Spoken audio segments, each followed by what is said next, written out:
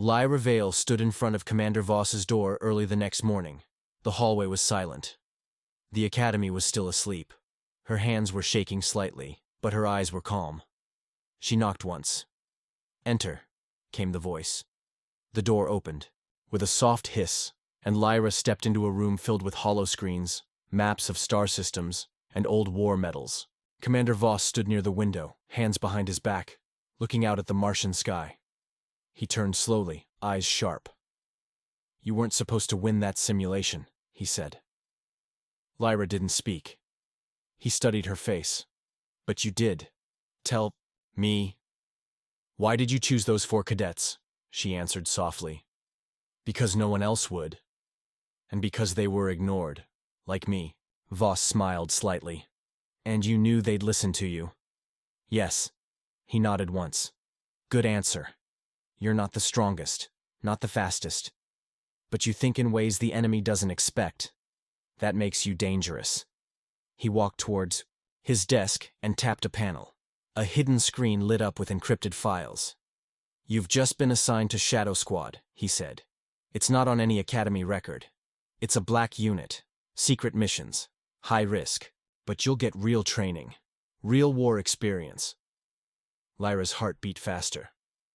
"Why me?" "Because the Kaerans are winning, and we don't need perfect soldiers anymore. We need the impossible ones." That same day, while other cadets went to classes, Lyra was taken underground, past locked doors, past guards who didn't salute. There, in a dim training chamber, she met 3 others, all different, all strange. One was a former prisoner from Titan, who could hack any system. One was a quiet sniper who hadn't missed a shot in 3 years. The third was a half-cybernetic girl with a past classified even from the generals. None of them spoke much. But when they looked at Lyra, they didn't laugh. The trainer was an old woman with a sharp voice and a metal arm. "You think you're ready?" she barked. "No," Lyra replied. "Good. Let's begin." The next few weeks were harder than anything Lyra had ever known. She was pushed, kicked, broken down, and rebuilt. She learned hand-to-hand combat from a blind veteran who could drop 3 men in seconds. She learned alien languages. She learned how to disarm bombs, fly stealth crafts, and survive without food for days. Her hands bled. Her legs ached. Her eyes burned with lack of sleep. But she never gave up. At night, when others collapsed in their bunks, Lyra stayed awake, memorizing Kaeran ship schematics, studying battle reports, rewatching every mission failure from the last 15 years. She didn't want medals. She wanted to win the war. Back on the surface, the academy heard rumors. That weak girl? She disappeared. Maybe she dropped out. Or maybe the pressure broke her. They didn't know. She was becoming something else. Something the Kaerans would never expect. One evening, her trainer showed her a real mission file. This ship, the Valkyr, went missing last week in the Nebula Rift. Last message said Kaeran boarding party had breached the hull. No survivors reported. But one signal came back yesterday. Weak, encrypted. Just 2 words. Still alive. Lyra leaned forward. "Rescue mission?" The trainer's eyes narrowed. "If it is, you lead." She blinked. "Me?" "You heard me, Cadet. Your team, your lead. Go silent. Get in. Find survivors. Or bring back data. No backup." Lyra took a deep breath. "I'll go." A few hours later, she sat in a stealth transport, her team beside her.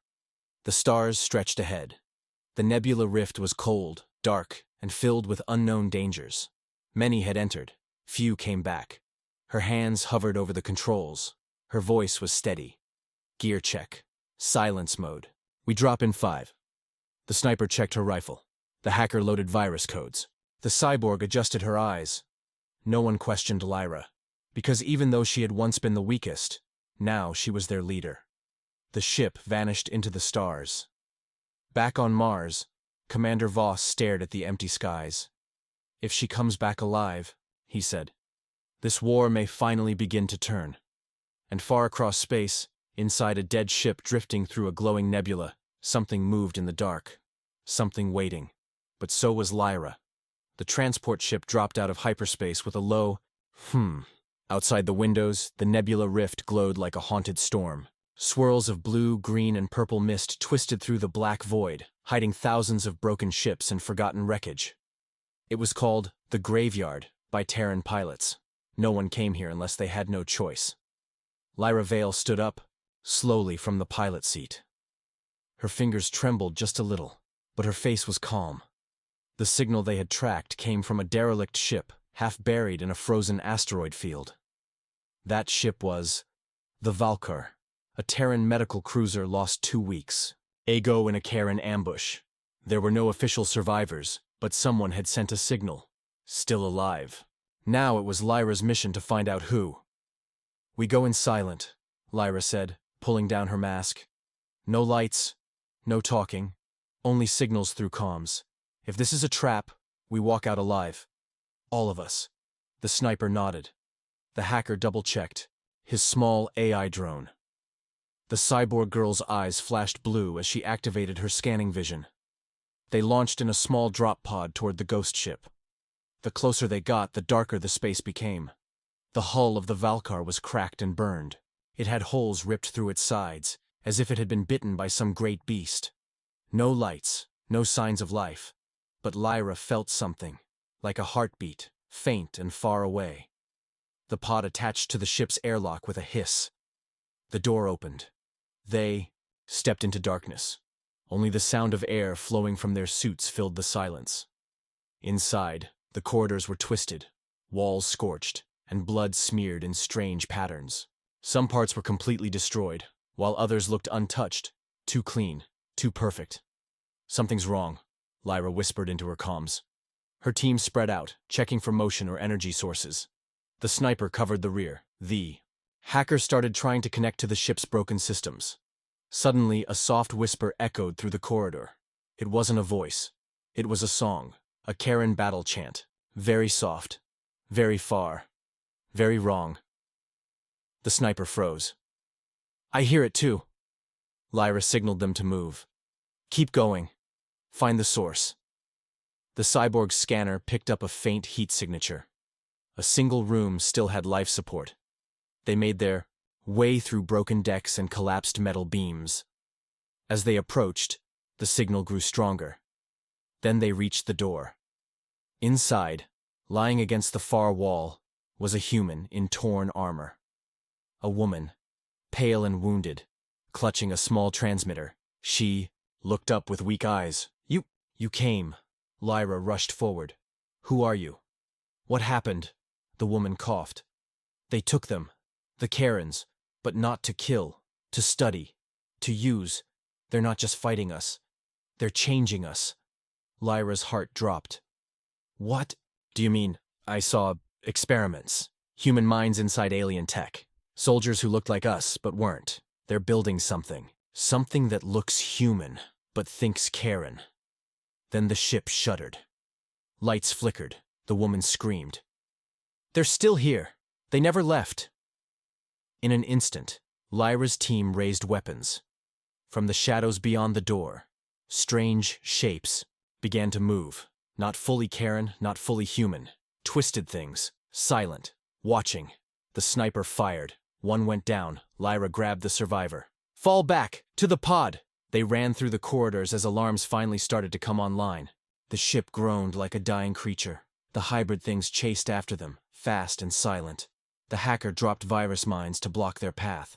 The cyborgs sliced through a wall to create a shortcut. One by one, they reached the pod. Lyra was the last. She turned just in time to see one of the things, once human, now Kaeran flesh and machine, reach for her. She shot it in the chest and dove inside. The hatch slammed shut. The pod launched back to the stealth ship. Inside, no one spoke. Survivor was shaking. They know. They know humans better than we do now. Lyra sat back, her eyes cold and focused. If that's true, then we have no choice. She looked at her team. We don't tell command yet. Not until we understand what they're building. We go dark. We find answers. before the Kaerans finish whatever nightmare they've started. Far behind them, the Valkyr exploded, but one shape, one twisted figure, floated away from the fire. Watching, waiting, and now, it knew her name. Earth Command was silent. Lyra stood in front of the High Council. Behind her were her 3 surviving teammates. The rescued woman sat in a medical pod, barely conscious. Everything felt heavy. The air, the lights, the eyes watching her. A week had passed since they escaped the Valkyr and reported the Kaeran's secret project. At first, no one believed it. A Kaeran army made from human minds? Twisted clones? Machines with our thoughts? Impossible. Until Lyra showed the recording. Until the survivor confirmed it. Now, Terran leadership was afraid. They didn't show it, but Lyra saw the fear in their eyes. Cadet Lyra Vale, a tall officer said. You've done more than anyone expected. But you are still a cadet. We can't send you into this again. I'm not asking, Lyra replied quietly. I'm telling you. We don't have time. They're weeks away from launching something terrible. The general frowned. What do you propose? A small team, Lyra said. Mine. We've already been in the rift. We know what to look for. Let us go dark. No contact. We'll find the main lab. Destroy it. End it before it begins. There was a long silence. Finally, one commander leaned forward. If you fail, Earth will never know what hit us. I won't fail, Lyra whispered. I used to be the weakest, but now, I'm the only one who understands them. And so the mission began. No ranks, no backup, no promises. Just Lyra and her crew, heading back into enemy space, into a war no one else could see coming. They followed clues left behind in old logs, whispers in Kaeran networks, fragments of code that didn't belong. The hacker found symbols that matched human brain patterns. The sniper found messages carved into old armor. Don't trust the voices. Each step brought them deeper into Kaeran territory. Each planet they landed on showed signs of testing. Kaeran soldiers who blinked like humans, who laughed like humans, who cried like humans. But they weren't human, not anymore. Then, they found it. A hidden station inside a dead moon, invisible to scans, protected by a black field that bent light and heat. Inside, the Kaerans had built a lab, cold, silent, filled with machines and pods, hundreds of them, humans half awake, trapped in glass, their minds linked to alien systems. The worst part? Some of them were cadets, some were instructors, taken from Earth years ago, alive, but no longer free. Lyra stared at them. Her hands shook. The hacker began uploading a virus. The sniper watched. The hallway. The cyborg scanned for any signs of movement. Then the lights turned red. And they came. Hundreds of them. Kaeran-human hybrids, some with faces Lyra recognized. A classmate who disappeared during a training mission. An instructor who was said to have died in space. Their eyes glowed, but they didn't speak. Just stared, waiting. Then one stepped forward. Her. A perfect copy of Lyra. Same face. Same eyes. But not her. I am Lyra Prime, the copy said. I am better than you. We are the future. Lyra stepped back, heart pounding. The hacker's voice came through her calm. Virus is ready. If I hit send, it'll destroy this whole place. But you have to hold them off for 90 seconds. Lyra turned to her team. They nodded, and then all hell broke loose. Gunfire lit the dark halls. Explosions rocked the lab. The sniper took down targets with perfect shots. The cyborg smashed through attackers with metal fists. Lyra fought with speed and grace, dodging. Hits, landing blows. But they kept coming. The copy Lyra fought her hand-to-hand. Every move Lyra made, the copy matched. It was like fighting a mirror. But Lyra didn't need to win. She just needed to last. 10 seconds. The hacker shouted. Lyra took a deep breath. Let the copy strike her. Then, using her momentum, flipped her into a wall of machines. Now, she screamed. The virus launched.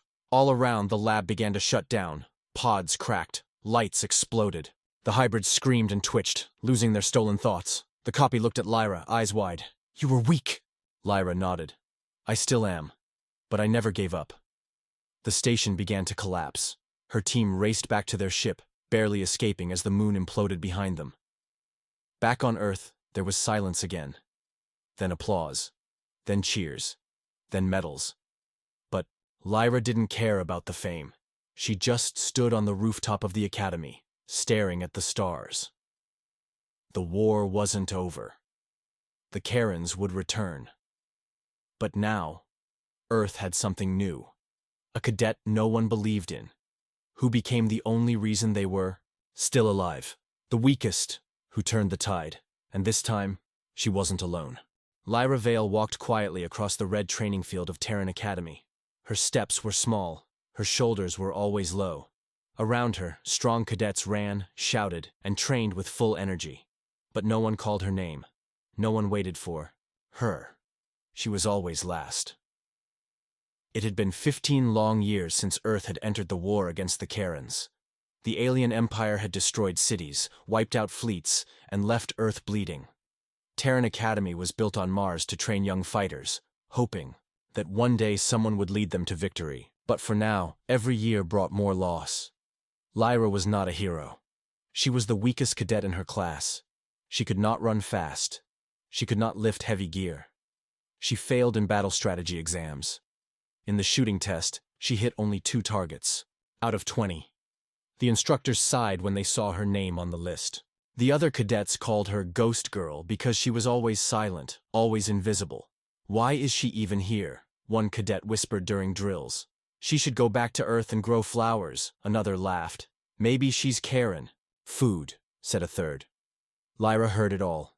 She always heard it. But she never said anything back. She just kept going. Quiet. Alone. One morning during combat training, the cadets stood in formation. A tall, strict officer named Captain Dresk walked in front of them. "Today," he shouted, "you'll face a live combat sim. Not recorded. No warning. Survive, and you pass. Die, and you learn." The cadets looked at each other, nervous but excited. Combat simulations could happen any time. It could be in the mess hall, in the dorms, or even right now. Nobody knew. That was the test. Hours passed. Nothing happened. Some cadets relaxed. Others stayed alert. Lyra sat alone near the back of the courtyard, holding a data tablet, studying silently. She didn't talk to anyone. She just watched the sky. Then, it began.